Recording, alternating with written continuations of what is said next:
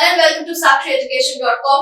APPSC conduct చేసిన group 2 examination అయితే ఫిబ్రవరి 25th న ఉంది. మరి ఈ ఉన్న తక్కువ టైంలో స్టూడెంట్స్ ని ఎలా గైడ్ చేయాలి, వాళ్ళు ఈ టైం ని ఎలా సద్వినియోగం చేసుకోవాలి అని చెప్పి మనతో చర్చించడానికి మనతో పాటు కనిష్క ఐఏఎస్ అకాడమీ డైరెక్టర్ గారు ఉన్నారు, మహేందర్ రెడ్డి గారు. సో ఆయనతో మాట్లాడతాము.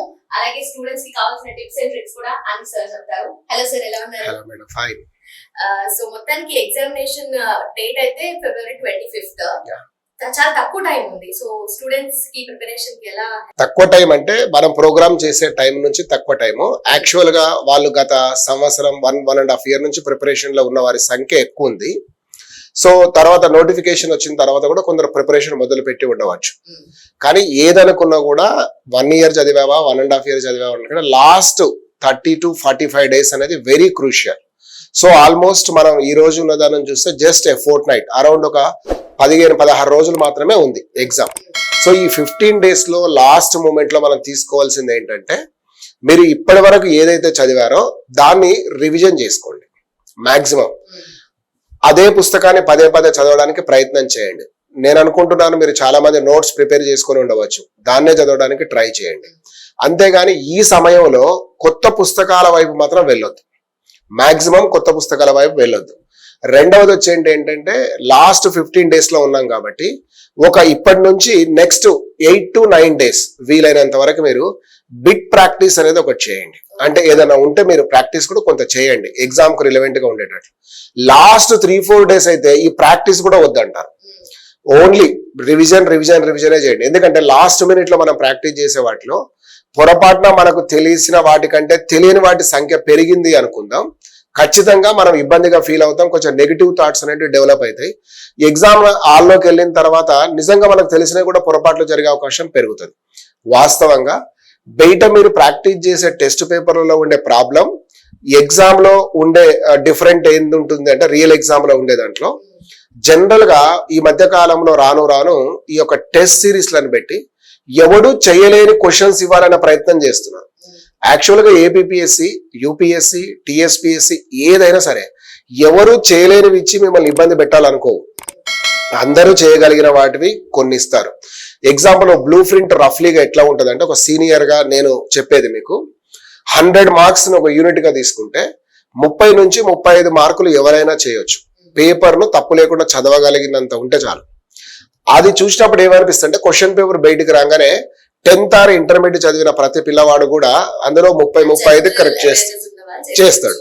దాంతో ఆ పిల్లవాడు ఏమనుకుంటాడంటే, ఓహో నేను 10th లోనే ఉన్నాను, ఇప్పటికే 35 చేశాను, ఇంకొంచెం కష్టపడితే ఈజీగా నాకు గ్రూప్ 2 జాబ్ వచ్చేస్తుందేమో అని వాడు చాలా కాలం పాటు ఆ భ్రమలో ఉంటాడు. వాస్తవంగా జరిగేది ఇక్కడ ఏంటంటే, ఈ 35 ఎవరికైనా వస్తాయి, అవి మీరు తప్పు చేయదు. ఎందుకంటే చాలా సీరియస్ క్యాండిడేట్ మిస్టేక్స్ ఇవి చేసి లాస్ అవుతాడు జాబ్. నాన్ సీరియస్ వాడు బాగానే కరెక్ట్ చేస్తాడు. సింపుల్, ఎస్, ఓవర్లుక్ చేస్తాం. చదివేటప్పుడు మనం కొద్దిగా ఓవర్లుక్ చేస్తాం క్వశ్చన్. రెండవది వచ్చే వరకు ఏంటంటే, ఇంకొక 35 questions దాకా above average and average student మాత్రమే, అంటే ఎంతో కొంత ఖచ్చితంగా దాని పట్ల విషయ పరిజ్ఞానం ఉన్నవాడే, ఆ విషయ పరిజ్ఞానం ఉన్న వాళ్ళు మాత్రమే దాన్ని చేస్తారు. తర్వాత ఇంకొక 30 questions ఉంటాయి కదా, అవి really it is going to be test not only your knowledge, your thought process, your intelligence, your ability, ఇవన్నింటి కూడా టెస్ట్ చేస్తుంది. నీవు ఆ క్వశ్చన్ ఎట్లా, ఆ సబ్జెక్ట్ యొక్క సైకాలజీ, సబ్జెక్ట్ యొక్క ఫిలాసఫీ అంటారు. ప్రతి సబ్జెక్టుకు ఒక ఫిలాసఫీ ఉంటుంది. ఆ ఫిలాసఫీ అర్థం చేసుకున్నవాడు ఆ 30లో 10-12 చేయగలిగితే ఇంకా జాబ్ వచ్చినట్టే. అంటే టోటల్ నేను 100లో ఎన్ని చెప్పాను? 35. మొదటి 35లో మీరు కనీసం 30 నుంచి 34 దాకా లాగొచ్చు. అంతకు తక్కువ చేశారంటే మీరు out of the race start అయినట్టే. ఇంకా రెండవ 35లోకి వెళ్ళి మీరు 25 to 30 మధ్యలో చేయాలి. అప్పుడు ఏమవుతుంది, ఒక 55 దాకా వచ్చాయి. ఇక్కడ కనుక మీరు తీసుకుంటే, ఎక్కడ లాస్ట్ 30లో మిమ్మల్ని ఒక 12 to 15 చెప్తున్నాను. టోటల్ గా మీరు 70+% మీరు ఏదైనా తీసుకోండి, 70+% తోటి జాబ్ వచ్చే ఛాన్స్ పెరుగుతుంది. ఈవెన్ యూపీఎస్సీ చూడండి, టోటల్ గా మీకు 50% మార్క్స్ వస్తే దాదాపుగా all India topper, first ranker. Group 1 standard కి వచ్చే వరకు అరౌండ్ 55 to 60 లేదా 60 దాకా వస్తుంది. గ్రూప్ 2 70%. సో నేను చెప్పిన లాజిక్ కరెక్ట్. అన్ని పేపర్లో కనుక మీకు 100 పైన వచ్చింది అంటే గ్యారెంటీగా మీరు పాస్ అవుతారు. అది ఏది, జాబ్ మెయిన్స్ పర్పస్. ప్రిలిమ్స్ లో 100 అంటే అది అబ్నార్మల్స్ ఈజీగా మీరు క్వాలిఫై అయ్యే పరిస్థితి ఏర్పడుతుంది. అదే అండి. సో మీరు లాస్ట్ ఈ స్టేజ్ లో ఉన్న ఈ తక్కువ టైంలో రివిజన్ అంతే, అంటున్నారు. ఖచ్చితంగా. చాలా మంది స్టూడెంట్స్ మార్కెట్ లో కొత్త మెటీరియల్ ఏది వచ్చిందా అది చూస్తారు, అరే నేను ఇది కవర్ చేయలేదు కదా అని చెప్పి మళ్ళీ దాన్ని చదవడం స్టార్ట్ చేస్తారు. అక్కడే మనం ఫెయిల్యూర్ ను స్వాగతించినట్లు. ఎందుకంటే కొత్తగా నేర్చుకోలేం. ఎగ్జాంపుల్, ఒక క్యాండిడేట్ ఉన్నాడు, ఒక స్పోర్ట్స్ పర్సన్ తీసుకుందాం. ఈజ్ ఎ గుడ్ బ్యాట్స్మెన్, చాలా బాగా బ్యాటింగ్ చేయగలడు. కానీ కొన్ని సందర్భాలలో బౌలింగ్ కూడా చేయాలనుకొని పార్ట్ టైం బౌలర్ గా ఉంటే పర్లేదు, కానీ ఫుల్ టైం బౌలర్ గా కన్వర్ట్ అవ్వాలని 2 రోజుల ముందు నుంచి బౌలింగ్ ప్రాక్టీస్ చేయడం మొదలు పెడితే ఇటు బ్యాటింగ్ ప్రాక్టీస్ తగ్గిపోతుంది, అటు బౌలింగ్ లో పర్ఫెక్షన్ రాదు. 2 నష్టాలు జరుగుతాయి. ఇది మాత్రం ఖచ్చితంగా జరుగుతుంది. మీ దగ్గర మీ స్ట్రెంగ్త్ ఫస్ట్ మీరు చేయండి. మీ వీక్నెస్ ఆల్రెడీ కవర్ చేసుకొని ఉంటారు, ఇప్పుడు వీక్నెస్ స్ట్రెంగ్త్ చేయలేవు. It maybe take some time. ఈ strength you try to make more strength. So మన గ్రూప్ 2 లో సబ్జెక్ట్ వైస్ గా చూసుకుంటే సిలబస్ గురించి ఎలా ఎక్స్ప్లెయిన్ చేస్తారు? ఎస్, మనకు ఏపీపీఎస్సీ ని మనం ఎక్స్క్లూజివ్ గా డిస్కస్ చేస్తున్నాం కాబట్టి ఈ ఎగ్జామ్ 2 టైర్ ఎగ్జామ్, ఒకటి మనకు ప్రిలిమ్స్ అనేది ఉంది, రెండవది వచ్చే వరకు మనకు మెయిన్స్ అనేది ఉంది. మనము చాలా మంది అభ్యర్థులు చేసేది ఏంటంటే మెయిన్స్ కు బాగా ప్రిపేర్ అవుతాం, ఇదే మనకు డిసైడింగ్ కదా జాబ్ వచ్చేదని. నీవు ఎన్ని మెయిన్స్ లకు ప్రిపేర్ అయినా ప్రిలిమ్స్ కాకపోతే ఏం చేస్తాం? ప్రిలిమ్స్ అవ్వడం కూడా చాలా ఇంపార్టెంట్. ఈ మిస్టేక్ ఎక్కడ ఉంటుంది ఎక్కువగా అంటే యూపీఎస్సీ వాళ్ళ దగ్గర ఉంటుంది. యూపీఎస్సీ వాళ్ళు మెయిన్స్ ప్రిపేర్ అవుతున్నారు, ప్రిలిమ్స్ నిరీక్షణ చేస్తారు. ప్రిలిమ్స్ టైంలో మెయిన్స్ ప్రిపరేషన్ చూసుకుంటారు. అట్లా కాదు. ఇప్పుడు మీరు ప్రిలిమ్స్ లో టోటల్ 5 సబ్జెక్టులు ఉన్నాయి అనుకున్నాం. ఇవి ఎక్కడ కూడా మీకు మెయిన్స్ లో కొంత మేరకు ఉపయోగపడేటువంటి కొన్ని లేవు. ఒకటి ఇండియన్ హిస్టరీ, రెండవది geography, 3 mental ability, 4 current affairs. So ఇట్లా 5వది సొసైటీ. వాస్తవంగా సొసైటీ మీకు మెయిన్స్ లో యూజ్ కాదా అంటే కాదని చెప్పను. మనకు జనాభా ఇక్కడ చదివింది మెయిన్స్ ఎకానమీలో యూజ్ కావచ్చు.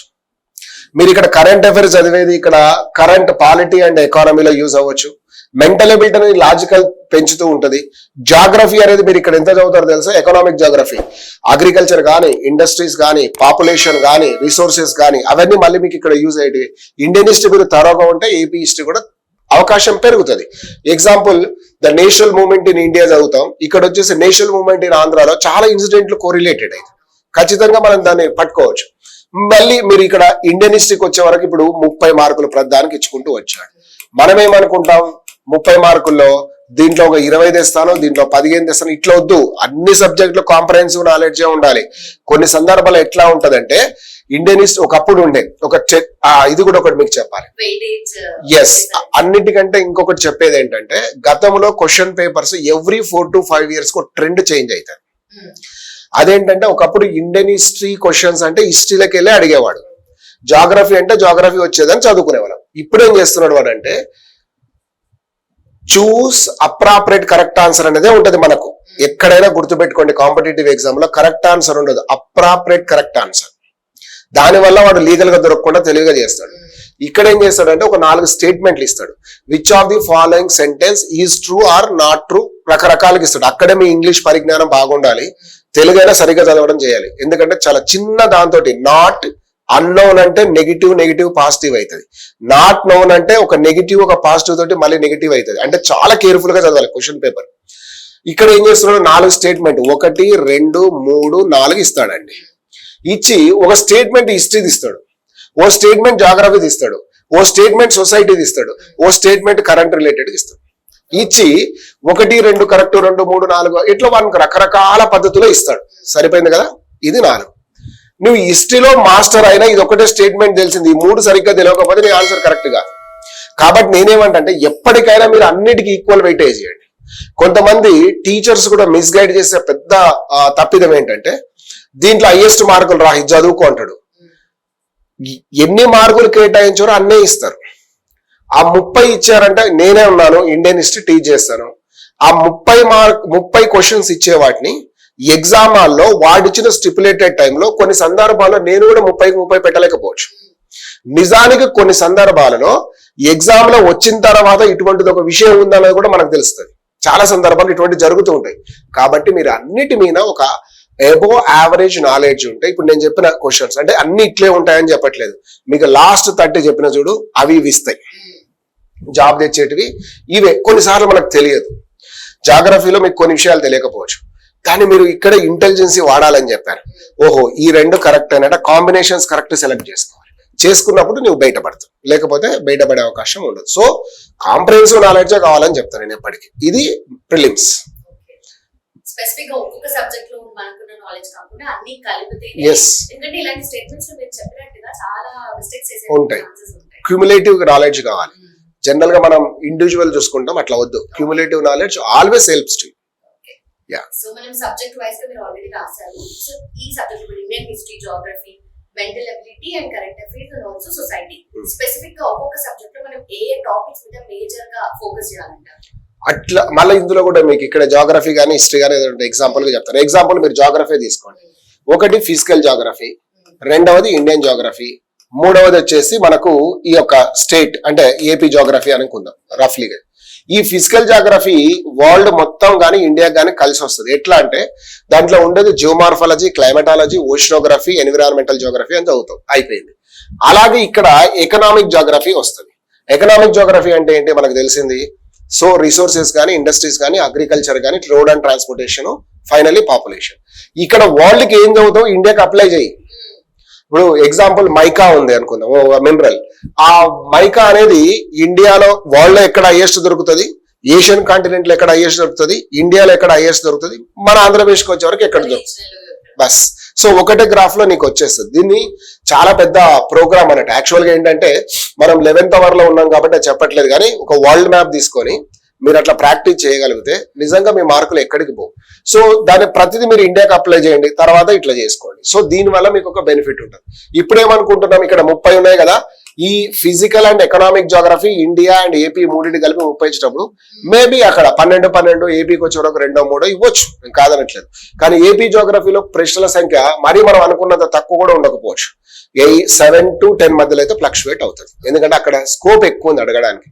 లేదు మన పిల్లల్ని కేవలం ఏపీ నాలెడ్జ్ టెస్ట్ చేద్దామని అడిగితే కూడా టెంప్టెడ్ కావచ్చు, కానీ you can easily score. Andhra Pradesh related గా వచ్చేటివి మాత్రం చాలా వరకు మీరు కరెక్ట్ చేయగలరు. ఆ కాన్ఫిడెన్స్ తోటి ఎగ్జామ్కి వెళ్ళండి. మిగతా వారి దగ్గర మీరు తడబడ్డా కూడా ఇక్కడ మాత్రం మీకు ఇబ్బంది ఉండదు. Yeah, next. So Indian history, ancient, medieval and modern. Yes, దీనికి ఈక్వల్ గా 10 మార్క్స్ వస్తాయండి. 10 వస్తాయి.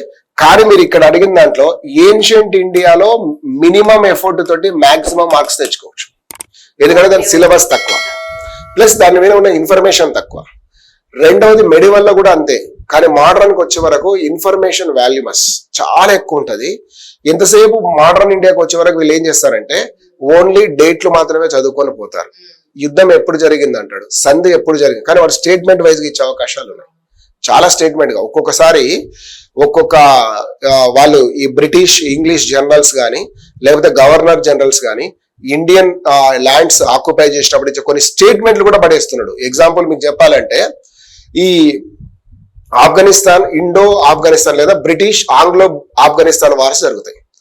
ఆంగ్లో ఆఫ్ఘనిస్తాన్ వార్స్ జరిగిన తర్వాత మధ్యలో ఒక చిన్న ప్లేస్ మిగులుతుంది వాళ్ళకి, సింధ్ అనేది. ఆఫ్ఘనిస్తాన్ లో దెబ్బతిన్నారు ఎవరు, ఇంగ్లీష్ వాళ్ళు. దెబ్బతిని సింధుని ఆక్రమించుకున్నారు. ఎందుకు ఆక్రమించుకున్నారు, దాని మీద వాళ్ళ మిలిటరీ జనరల్ ఒక స్టేట్మెంట్ ఇస్తాడు. ఏమనంటే a person was beaten in street then he came to home he beaten his wife. వాడు వీధిలో వేరే వాళ్ళతో దెబ్బలు తిన్నాడు, ఇంటికి వచ్చి భార్యను కొట్టాడు ఆ కోపంతో, అంతే కదా. ఆఫ్ఘనిస్తాన్ లో దెబ్బతిని వచ్చి సింధుని ఆక్రమించాడు. ఆ స్టేట్మెంట్ ఎవడు అడిగాడు అన్నదాన్ని మీకు తెలియగలగాలి. అంటే ఇట్లా ఉంటుందా అంటే రేపు పేపర్ వచ్చినాక చూస్తారు మీరు, రాను ఒక రోజుతో పోయేది కాదు ఇది. సో అట్లా నేపియర్ ఏమన్నాడు, అవుట్రామ్ ఏం చెప్పాడు అంటే మీరు ఇండెప్త్ గా చదవట్లేదు ఎవరు. ఎంతసేపు కేసరి పత్రికను ఎవరు పెట్టారు, ఆ కేసరి అనే పత్రికను ఎవరు పెట్టారు, ఇట్లా తీసి అట్లా యాక్టివైజ్ ప్యాటివైజ్. కేసరి పత్రికను ఎందుకు పెట్టాడు, మరాఠా పత్రికను తిలక్ ఎందుకు పెట్టాడు, అసలు తిలక్ ఎందుకని శివాజీ గణేష్ పండుగలు తెచ్చాడు, ఎందుకోసం, దాని వెనుక కాజ్ అనేది ఒకటి ఉంటది. ఆ కాజ్ నీకు తెలియకపోతే ఖచ్చితంగా తప్పు చేస్తాం. ఎస్, ఎందుకంటే భారతదేశానికి స్వతంత్రం రావాలంటే ప్రజలందరూ సమైక్యం అవ్వాలి. ఒకడు అరిస్తే రాదు. అది ఏపీఎస్సీ నోటిఫికేషన్ అయినా లేకపోతే భారతదేశానికి స్వతంత్రం అయినా ఒకడి వల్ల కాదు. ఆ ఒకడు ఏం చేయాలి, ముందు నిలబడి 10 మందిని కలపాలి. 10 మందిని కలపాలంటే అప్పుడున్న మీరు చెప్పారు socio economic conditions. Basically around 18th, 19th, even 28th and even in 21st century also there were many social disparities. ఈ రోజు కూడా మనకు కొన్ని ఉన్నాయి, మనం ఎంత రాజ్యాంగంలో రాసుకున్నా మనం ఉంటాయి. ఆనాడున్న సమాజంలో ప్రజలు ఒక దగ్గరికి వస్తలేరు, అందరం ఒక దగ్గరికి వస్తేనే అది ముందుకెళ్తుంది. అరే వీళ్ళని దగ్గరికి చేయాలంటే ఏం చేయాలి? ప్రజలందరికీ అరే శివాజీ పండుగను మనం వీధుల్లో చేసుకుందాం, 4 కులాల వారు ఒక దగ్గరకు వచ్చి స్నేహం పెరుగుతుంది. Developed friendship among countrymen. అసలు ఇండియన్ నేషనల్ కాంగ్రెస్ మెయిన్ ఆబ్జెక్టివే ఫస్ట్ వన్ ఏంటంటే inculcated national feeling among the people. భారతీయ ప్రజలలో మీకు స్వతంత్ర భావాన్ని పెంపొందించాలి. పెంపొందించడానికి రెండోది ఏం చేయాలి? ఫ్రెండ్షిప్ పెంచాలి. ఆ ఫ్రెండ్షిప్ పెంచడమే శివాజీ అండ్ గణేష్ ఫెస్టివల్. అంటే ఆ లాజిక్ అనేది నీకు తెలియకపోతే కాదు, ఎప్పటికి కాదు. బిట్లు కనుక మీరు చదువుకుంటే ప్రతి నోటిఫికేషన్ లో మీరు చెప్పుకునే ఆన్సర్ 5 నుంచి 6 మార్కులతో జాబ్ కోల్పోయిన అంటావు కదా, నీకు 5 సార్లు రాసిన అంతే ఉంటుంది.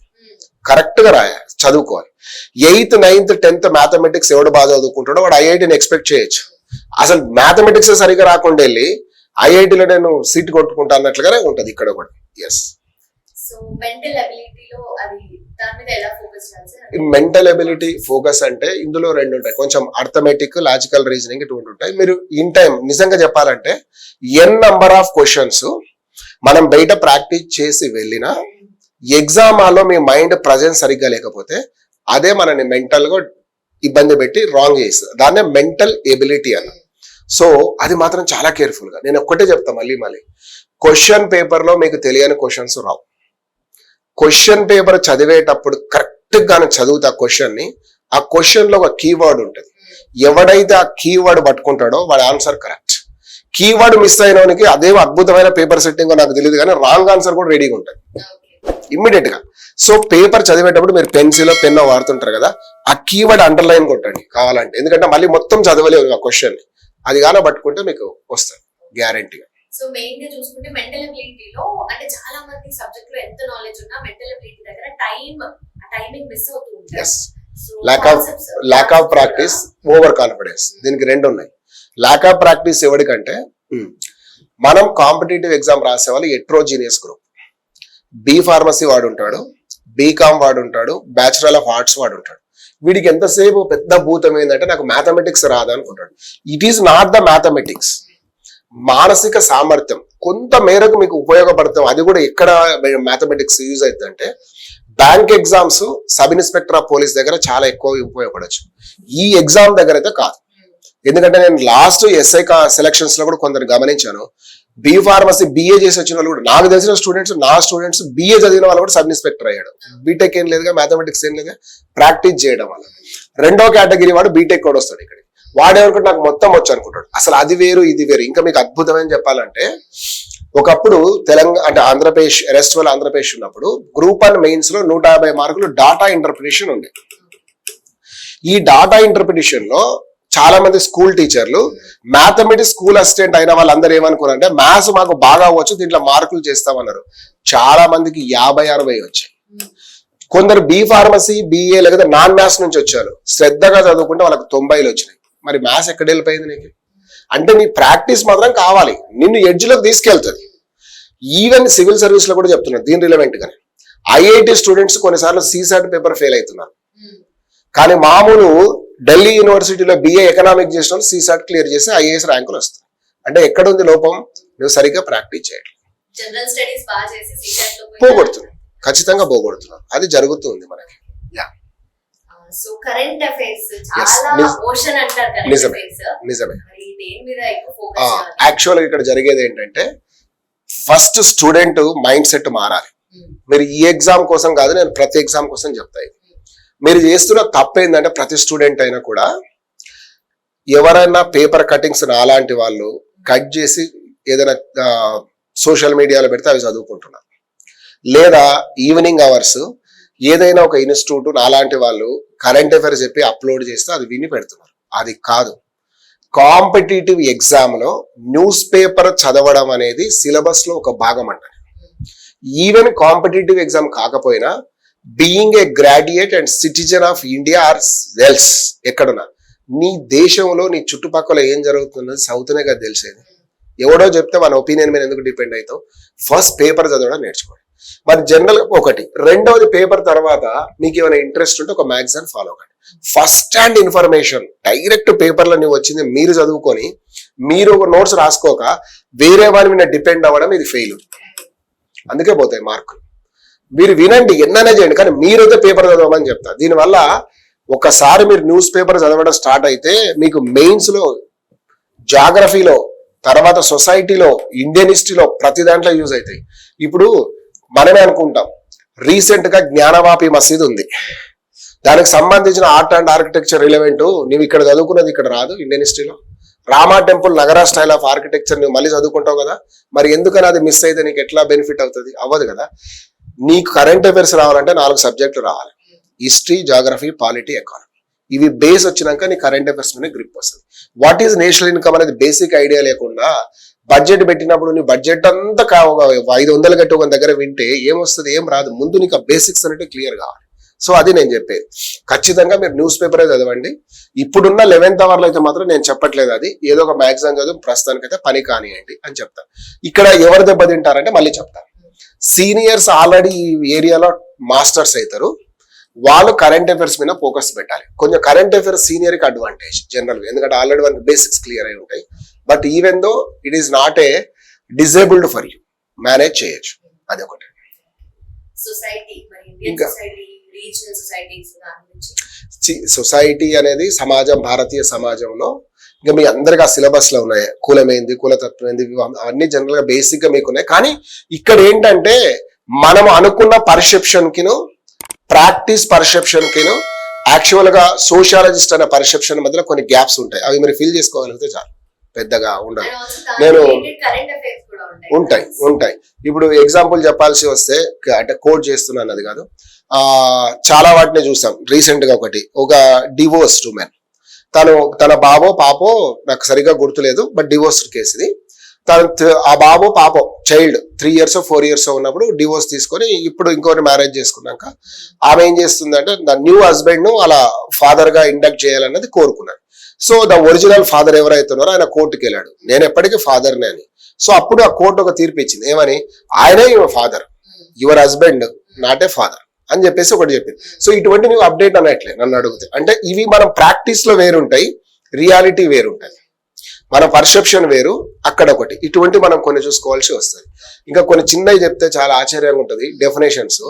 చాలా మంది ఏమంటారంటే ఆయన 2 భార్యలను వివాహం చేసుకున్నాడు అంటాడు. భార్యను వివాహం చేసుకోడు, అమ్మాయిని వివాహం చేసుకున్నాక భార్య అవుతుంది. అంటే ప్రాక్టికల్ గా మనం చూసినప్పుడు చాలా ఉంటాయి, కానీ దాంట్లో డెప్త్ గా వెళ్ళడం అంత బాగుండదని చెప్పి చెప్పట్లేదు. అది సబ్జెక్ట్ వైస్ ఓకే సార్. అయితే దీంట్లో వచ్చిన సబ్జెక్ట్స్ మనకి మెయిన్స్ లో డిఫరెంట్ అయిపోతున్నాయి కదా. డిఫరెంట్ అవుతాయి, కరెక్టే. కానీ ఇక్కడ చదువుకున్నది మీకు వృధా అయితే కాదు. నీకు చెప్పాను కదా, కరెంట్ అఫైర్స్ పాలిటికల్ ఎకానమీలో మళ్ళీ యూజ్ అయ్యేదే, అదే విధంగా హిస్టరీ అక్కడ ఇండియన్ లో చదువుకున్నది ఇక్కడ యూజ్ అయ్యేదే, ప్రతి దాంట్లో రిలవెంట్. ఖచ్చితంగా మీకు యూజ్ కాదనేది ఏం లేదు. వాళ్ళంతా అన్సైంటిఫిక్ ఏం పెట్టలేదు, చాలా సైంటిఫిక్ గానే ఉంది సిలబస్.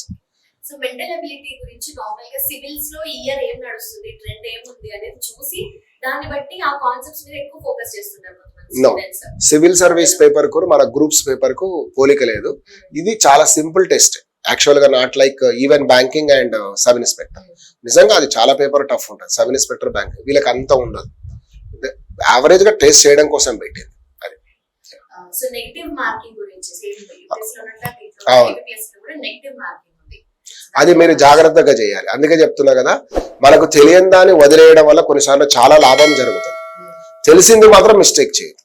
ఆ తెలిసిన దాన్ని మిస్టేక్ చేసి ఏదో కష్టపడి తెచ్చుకున్న మార్కును 3 తప్పులు చేసి ఒక దాన్ని పోగొట్టుకోకూడదు. మీరు ఒకప్పుడు ఏంటంటే ఉన్న 150 క్వశ్చన్లో మనకు తెలియనివన్నీ ఏ పెడితే కూడా 4 తగులుతాయి. కానీ ఇప్పుడు ఏ పెడితే 4 వస్తాయో లేదో తెలియదు, కానీ 4 అయితే మైనస్ అవుతాయి. ఖచ్చితంగా తెలియాలి. అదే నేను ఇందాక చెప్తున్నా కదా, కాంప్రహెన్సివ్ నాలెడ్జ్ మిమ్మల్ని బయటేస్తుంది. 2 ఇన్డెప్త్ నాలెడ్జ్ కూడా అవసరమే. పెరిపెరల్ గా చదవద్దు. నువ్వు చదివేది చిన్న పుస్తకమైనా కంప్లీట్ గా చదువుకో, అది ఒకటి చాలా ఇంపార్టెంట్. మీరు 24 గంటలు దాని గురించే కనుక ఆలోచిస్తే జాబ్ గ్యారంటీ వస్తుంది. బాగా మన మైండ్ ప్రిపేర్ అవ్వాలి. నిజంగా సీరియస్ గా ప్రిపేర్ అయిన స్టూడెంట్ కు నాకు తెలుసు కాబట్టి చెప్తా. 2 రోజుల ముందు క్వశ్చన్ పేపర్ నీ కళ్ళ ముందు కనిపిస్తుంది. ఇవి వస్తుందేమో అనిపిస్తే అది వచ్చే అవకాశం ఉంటుంది. ఎగ్జాక్ట్ క్వశ్చన్ రాకపోవచ్చు. రామానుజాచార్య అడుగుతాడేమో అనిపిస్తే రామానుజాచార్య శంకరాచార్యని అడుగుతాడు. మొత్తానికైతే ఆ ఏరియా నుంచి క్వశ్చన్ అంతగా మన మైండ్ స్టేటస్ డెవలప్ అవుతుంది. అయినోడికే జాబ్ వస్తుంది. ఊరికే గంట సేపు సెల్ ఫోన్ లో మాట్లాడడం, ఇంకో గంట చార్జ్ చేయడం. అసలు మీరు అంత బిజీ, నాకు తెలియక ఒకటి అడుగుతాను చాలా మంది స్టూడెంట్స్ కి, ఏముంటుంది అసలు ఫోన్ లో 24 గంటలు? మీరు మనమే వివిఐపీలం అయితే కాం కదా. నరేంద్ర మోడీ కంటే మనమే ఎక్కువ చూస్తుంటాం ఫోన్. ఆయన కన్నా పాపం ఆ ఫ్రాన్స్ ప్రెసిడెంట్ వస్తుందని మెసేజ్ పెడుతుండో లేదో తెలియదు, కానీ మనం మాత్రం దాంట్లో చూస్తూనే ఉంటాం. So you should avoid these kind of social media, unnecessary media. Social media అవసరమైన తీసుకోండి. మీరు చెప్పినట్టుగా ఫోన్ లో ఉంటున్నారు, కానీ చాలా మంది ఏమనుకుంటారంటే ఆ టైంలో నేను కరెంట్ అఫైర్స్ చూస్తున్నా కదా, అట్లా టైం దానికన్నా ఎక్కువ టైం దీంట్లో. ఎస్, కరెంట్ అఫైర్స్ ఏం చదవం మనం.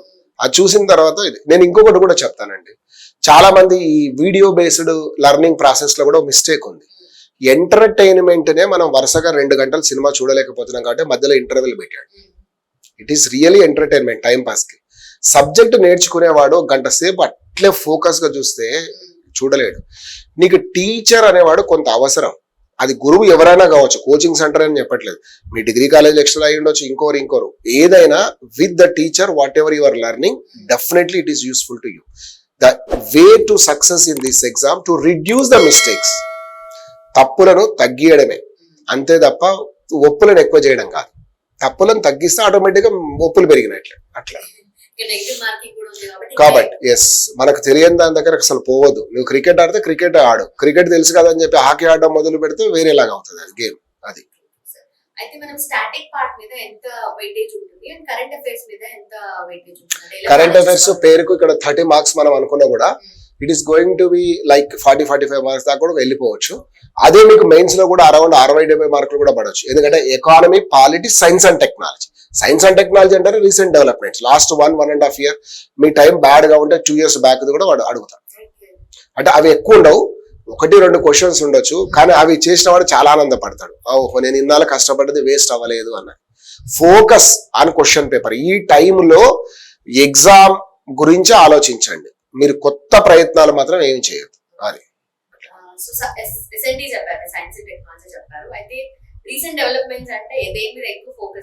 సైన్స్ అండ్ టెక్నాలజీ నాకంటే సైన్స్ సార్ బాగా చెప్పగలడు, బట్ నాకున్న ఒక బ్రీఫ్ ఐడియా ఒకటి మీకు చెప్తాను.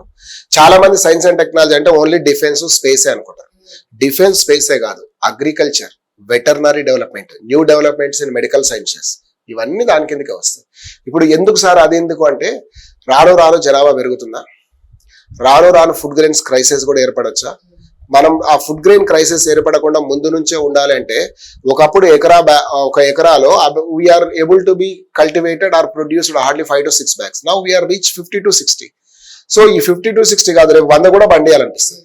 దాని ఎక్కడి నుంచి డెవలప్మెంట్? ఇక్కడ కొత్తగా వచ్చిన వంగడం ఏది అంటే సీడ్, IR50, IR70 అదే అడుగుతాడు.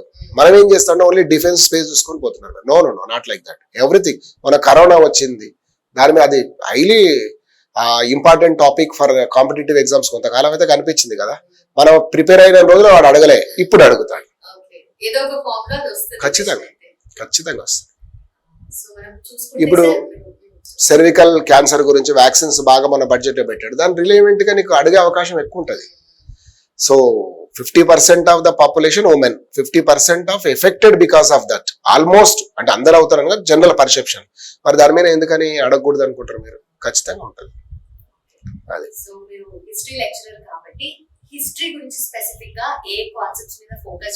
చెప్పాను కదండి, ఏన్షియంట్ ఇండియాలో సులభంగా మార్కులు వస్తాయి. మెడివల్ అయితే మీరు చదివే పుస్తకాన్ని బట్టి ఉంటుంది. నేనేమంటానంటే, మీకు మంచి ఇంగ్లీష్ రాగలిగితే ఇంగ్లీష్ పుస్తకాలు చదివితే తప్పులేదు. లేదంటే తెలుగు అకాడమీని పట్టుకొని బాగా చదువుతూ మీ కన్సర్న్ టీచర్ తోటి హెల్ప్ తీసుకుంటే మంచిది. అలా కాకుండా పూర్తిగా అంటే సబ్ స్టాండర్డ్ బుక్స్ కానీ మీరు చదివితే దాని రిజల్ట్ కూడా అదే విధంగా ఉంటుంది. ఖచ్చితంగా. సో స్టూడెంట్స్ కి ఈ తక్కువ టైంలోనే దేని మీద ఎక్కువ ఫోకస్ చేయాలంటే, సబ్జెక్ట్ వైస్ గా మనం ఆల్రెడీ మాట్లాడుకున్నాము. అది కాకుండా జనరల్లీ వాళ్ళ మైండ్ స్టేట్ ఆఫ్ మైండ్ ఎలా ఉండాలి? నెగిటివ్ థాట్స్ మైండ్ లోకి రానియకండి. నేను ఇది చేయబోతున్నా, నాకు ఈ జాబ్ రాబోతుందన్న పాజిటివ్ దృక్పథం అనేది ఇప్పుడు అవసరం. అదే మీకు 2 మార్కులు ఎక్కువ తెస్తుంది. అదనంగా కొత్తగా చదివేది 2 మార్కులు తెస్తో తెలియదు, కానీ ఇక్కడ మీరు కనుక పొరపాటు పడ్డారు, కొంచెం ఇబ్బంది పడ్డారు, టెన్షన్ పడ్డారు అంటే మాత్రం ఖచ్చితంగా మార్క్స్ పోతాయి. మనల్ని సెల్ఫ్ మోటివేటెడ్ అనేది చాలా ఇంపార్టెంట్. డిసిప్లిన్ కూడా ఈ సమయంలో, ఈ టైంలో మీరు టైం వేస్ట్ చేయకండి. లాస్ట్ 15 రోజులు అనవసరం వాటికి టీలకు, కాఫీలకు, లేదా ఓ రోజు రిలాక్స్ ఏదో సినిమాలు, లేకపోతే ఇంకా మీకున్న హ్యాబిట్స్ ఏమైనా ఉన్నా కూడా అన్ని పక్కకు పెట్టి చాలా నిజాయితీగా మీరు పరీక్షకు ప్రిపేర్ అయితే ఖచ్చితంగా జాబ్ వస్తుంది. ఓకే సార్, అయితే నార్మల్ మనం ఏబిపిఎస్సి చూసుకుంటే time to time exams conduct చేశారు. రిజల్ట్స్ వచ్చే ఆల్రెడీ లాస్ట్ టైం కూడా రిక్రూట్మెంట్ కూడా అయిపోయింది. ఇప్పుడు మనం చూసుకుంటే టీఎస్పీసీలో అన్సర్టెనిటీ ఉంది. గ్రూప్ 1 క్యాన్సిల్ అయింది, పోస్ట్పోన్ అయింది, 2 కూడా అలానే జరిగింది, పోస్ట్పోన్ అయింది. సో ఎక్కువ మంది నాన్ లోకల్ క్యాండిడేట్స్ దీంట్లో రాయడానికి ఇష్టం చూపిస్తున్నారు. తెలంగాణ వాళ్ళు ఏబిపిఎస్ లో ఇంట్రెస్ట్ చూపిస్తున్నారు. సో నాన్ లోకల్ క్యాండిడేట్స్ కి ఎలా చెప్తారు? నాన్ లోకల్ క్యాండిడేట్ అంటే రిక్రూట్మెంట్ లో నాన్ లోకల్, కానీ ఎగ్జామ్ కి అయితే నాన్ లోకల్ ఏం కాదు, ఎవరైనా రాయొచ్చు. దీనివల్ల తెలంగాణ అంటే నాన్ లోకల్ ఎవరైనా అప్లై చేసుకున్న వాడికి అడ్వాంటేజెస్ కొన్ని ఉన్నాయి. అడ్వాంటేజ్ అంటే రేపు ఇక్కడ రాయబోయే పరీక్షకు ఫ్రీ ఫైనల్ అయినట్టు అవుతుంది. 2 ప్రిపరేషన్ కూడా సీరియస్నెస్ అనేది కంటిన్యూ అవుతుంది. సో అది చాలా యూస్ఫుల్ అవుతుంది. అన్ని బాగుంటే మీకు జాబ్ కూడా రావచ్చు. నాకు తెలిసిన పిల్లలకే గ్రూప్ 1 లో ఒకరికి, తర్వాత అంతకు ముందు డిఏలో ఒకరికి ఇట్లా వచ్చాయి. తెలంగాణ వాళ్ళు అక్కడ వచ్చారో మీరు పేపర్ లో కూడా చూస్తారు. నాకు తెలిసిన పిల్లలు కూడా ఉన్నారు అందులో. సో మీరు ప్రయత్నం చేసి check your luck anywhere else, తప్పేం లేదు. కాకపోతే రాస్తే మంచిదని చెప్తాను. ఇక్కడ పిల్లలు అప్లై చేసి ఉంటే జాబ్ అనేది తర్వాత చేద్దరు, ముందైతే మీకు ఒక ఎక్స్పీరియన్స్ అయితే వస్తుంది కదా, real experience. So number of mark టెస్ట్లు ఎక్కడైనా రాసినా ఎగ్జామ్ హాల్లో రాసేది వేరు. ఆ సీరియస్నెస్, ఆ టెంపర్మెంట్ వేరు ఉంటుంది ఆ టైంలో మనకి. సో అదొకటి యూజ్ అవుతుంది. So already mock test institutes కి వెళ్ళి రాస్తుంటారు, లేదంటే వాళ్ళే కాపీ తీసుకొని కూడా రాస్తూ ఉంటారు? నేనైతే ఫస్ట్ ప్రిఫరెన్స్ ఏమి ఇస్తా అంటే ఒక హాల్లో కూర్చొని ఇన్స్టిట్యూట్ కి వెళ్ళి రాయడమే మంచిదంట. వీళ్ళు కూడా అనుకుంటున్నారు పిల్లలు ఏమని, సార్ వాడు 5,000 7,000 అంటే నాకు తెలియదు, మార్కెట్ లో రకరకాల రేట్లు ఉంటాయి, చాలా కాస్ట్లీ అయింది, అందుకే మేము జిరాక్స్ పేపర్ ను తెచ్చుకోవడం కంటే ఇన్స్టిట్యూట్ వాళ్ళని అప్రోచ్ అయ్యి, సరే నాలాంటి వాళ్ళని ఎవరైనా అప్రోచ్ అయినా మినిమం ప్రైస్ కూడా ఇస్తున్నాము, మాకు ఇబ్బందిగా ఉందన్నప్పుడు కొంత సపోర్ట్ చేసే ప్రయత్నం అయితే చేస్తాం, అందులో ఉంటది. అంతేగాని నువ్వు జిరాక్స్ తెచ్చుకొని 150 నిమిషాలు శ్రద్ధగా కూర్చొని రాసే పరిస్థితి ఉండదు. సో మనం కొన్ని జనరలైజ్ అయిపోతుంది. అంతే, ఎగ్జాక్ట్లీ అదొకటి జరుగుతుంది. రెండవది వచ్చేసి ఏంటంటే కరోనా టైంలో ఆన్లైన్ ఎడ్యుకేషన్ లాగానే పిల్లలు మీరు ఆన్ చేస్తారు, మ్యూట్ లో పెట్టి ఎక్కడో ఉంటారో ఆ సబ్జెక్ట్ అయిపోతుంది అంతే. మాక్ టెస్ట్ కూడా చాలా మంది రాస్తున్నారు, కానీ ఈ టైంలో మాక్ టెస్ట్ రాసే వాళ్ళకి ఇంకా 11th అవర్ లోకి వచ్చాం. రాస్తే కాంప్రహెన్సివ్ టెస్ట్ రాయొద్దనే చెప్పాను మీకు ఇందాక కూడా. సో రాయడం వల్ల ఏంటంటే మనకు నష్టమా లాభం అంటే, లాభం ఉంటే ఉంటుందేమో కానీ కొన్నిసార్లు నష్టం కూడా జరుగుతుంది. నెగిటివ్ థాట్స్ పెరిగే ఛాన్స్ ఉంటుంది. మనకు రాని క్వశ్చన్స్, మీరు ఎప్పుడైనా సరే మీకు రాని క్వశ్చన్ వస్తే నీకు ఇది రాదు పక్కోడికి అన్ని రావనుకొని ఫీల్ అవ్వండి, అప్పుడు మీకు జాబ్ వస్తుంది. అంటే ఆ మోటివేషన్ అనేది చాలా ఇంపార్టెంట్. అన్నిట్లో పర్ఫెక్షన్ ఉండదు మనకి.